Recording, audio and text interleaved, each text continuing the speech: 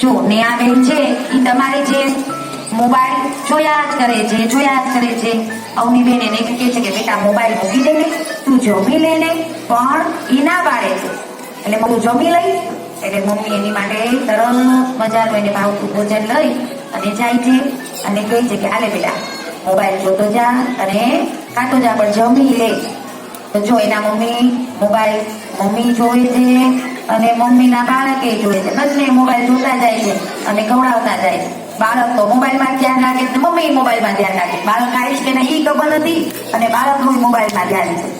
તો બે જણા જો મમ્મી આમ જો ખબર પડે કે મમ્મીને નથી ખબર કે મારું દીકરું ખાઈશ કે નહીં અને બાળકને ખબર નથી કે આમ થાય ને. હા જો એના મમ્મી જો કેવું ખવડાવે છે પણ મોબાઈલમાં ધ્યાન છે અને બાળકનું શું કરી લીધું. હવે તોય તે જો હવે એને સ્કૂલે જવાનો વારો આવ્યો.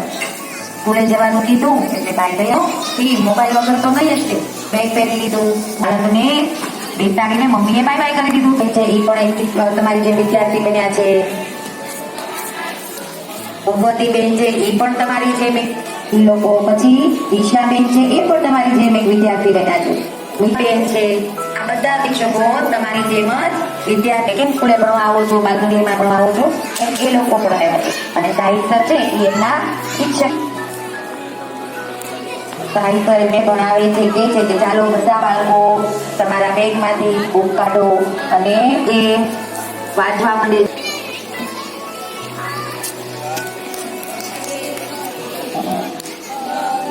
જો નેહાબેનને દેખાતું નથી હો ભાઈ, બાકી બધા બાળકોને દેખાય છે પણ નેહાબેનને દેખાતું નથી. એની આંખો ચોળે છે અને બિચારે પૂછે છે તને દેખાય? મને નથી દેખાતું. જો એને દેખાતું જ નથી. જો મેં તમને કીધું કે સર મને આ દેખાતું નથી, તમે જે ભણાવો છો એ. સરે કીધું નજીક આવીને જો. મેં કીધું તો પણ મને દેખાતું નથી. નજીક આવ્યો તો પણ મને નથી દેખાતું અને રડે છે. એટલે સર એના મમ્મીને ફોન કરે છે કે ભાઈ તમારું બાળક ખૂબ રડે છે અને એને કાંઈ દેખાતું નથી. પણ વાક્ય કે બોલો સર શું છે, હમણાં આવું છું. હવે નેહાબેન જો એના મમ્મીને જોઈને રડવા માંડ્યા કે મમ્મી મને મારું બોર્ડ ઉપરથી કાંઈ દેખાતું નથી, નજીક જાઉં તો પણ દેખાતું નથી. સર સમજાવે છે કે એ વર્ગમાં આવ્યા, મેં એને બોર્ડ ઉપર લખ્યું તો પણ દેખાતું નહીં, દૂરથી પણ નહીં અને નજીકથી પણ નહીં. અને સતત આંખો ચોળે છે અને રડે છે અને કહે છે કે તમે એમને ડોક્ટર પાસે લઈ જાઓ અને એને બતાવો કે એને કાંઈ આંખમાં તકલીફ તો નથી ને, કારણ કે લાલ લાલ આંખ થઈ ગઈ છે, પાણી છે અને સતત ડોક્ટર બન્યા છે. જો હવે નેહાબેન અને એના મમ્મી ડોક્ટર પાસે બતાવવા આવે છે. નથી અને ડોક્ટર પૂછે છે કે દૂરનો દેખાય છે તો ના પાડે છે, નજીકનો દેખાય છે તો ના પાડે છે. ડોક્ટર તપાસે છે જો એમની આંખને શું થયું ભાઈ, હસવાનું નથી. આખું જો ડોક્ટર કહે છે કે આખો દિવસ મોબાઈલ જોઈ છે ને.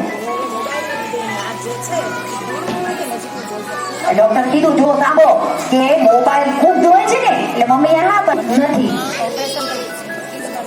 હવે ડોક્ટરે કીધું કે હવે આનો કોઈ ઈલાજ નથી. મમ્મીએ પૂછ્યું તો સાહેબ હું શું કરું? એટલે હવે આનો કોઈ ઈલાજ નથી, આનું આંખનું ઓપરેશન જ કરવું પડશે.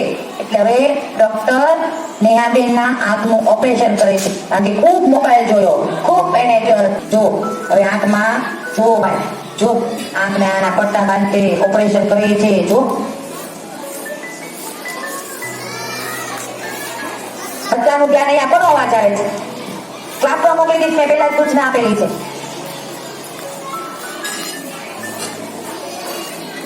જો મમ્મી છે ને એ પણ જોવે છે કે બાળકને આટલી નાની ઉંમરમાં કેમ દેખાવાનું બંધ થઈ ગયું. મમ્મીને ચિંતા થાય છે, હવે મારું બાળક કેમ જોશે, ક્યારે એને તકલીફ પડે. કારણ કે બાળકને નો મમ્મી દેખાય, નો પપ્પા દેખાય, નો એના ફ્રેન્ડ દેખાય, કાંઈ ન દેખાય. જો હવે ડોક્ટરે કરી નાખ્યું છે.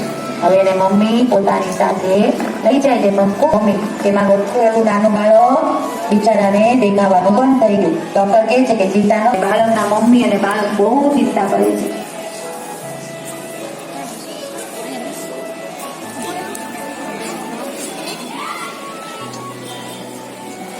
ચાલો ભાઈ બાળકો બધાનું ધ્યાન અહીંયા જાઓ એટલે તો છે ને એમની સ્કૂલમાં ગયા છે બાળકોને સમજાવવા કે મોબાઈલ જોવે. પછી ત્યાં ગયા તો એ બધા બાળકો મોબાઈલ જોવે જો.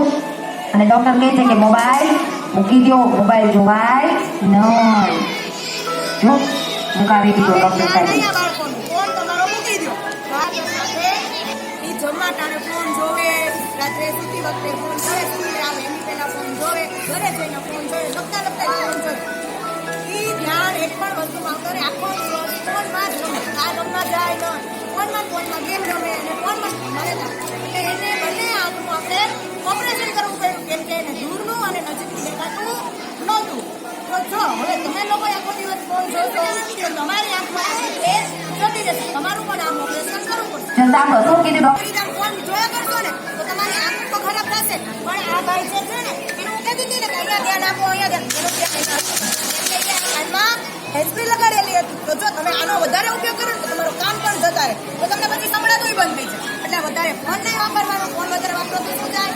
આંખ જતી રહે. અને હેલ્પીનો ઉપયોગ કરો, આખો દિવસ કાનમાં રાખો તો પણ કાન પણ જતા રહે. કાનમાં સંભળાતું બંધ થઈ જાય. રહેવાનો નહીં. જો શું કીધું? કોઈ ફોન લે નહીં ભાઈ. હવે અમે તમારા વર્ગ શિક્ષક છે ને એ તમારા મમ્મી પપ્પાને પૂછશે કે ભાઈ આ ભાઈ છે કે આ બેન છે મોબાઈલ લે છે, તો લેશો તો આવી જ રીતે ઓપરેશન કરીને પાટા બાંધવા પડશે નેહાબેનની જેમ.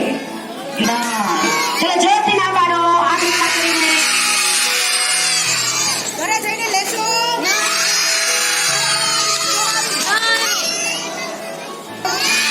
રીલ્સ જોતો વેરી ગુડ. તો હવે આંખ પર બેતાડી ગઈ છે. જો પણ હજી એને આંખ પર તો પાટા બાંધેલા જ છે કારણ કે એને દેખાતું તો નથી, ઓપરેશન કરી દીધું છે.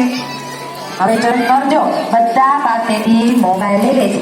દરેક બાળક ઘરેથી મોબાઈલ લઈને આવ્યું હતું કારણ કે ઘરેથી બાળક મોબાઈલ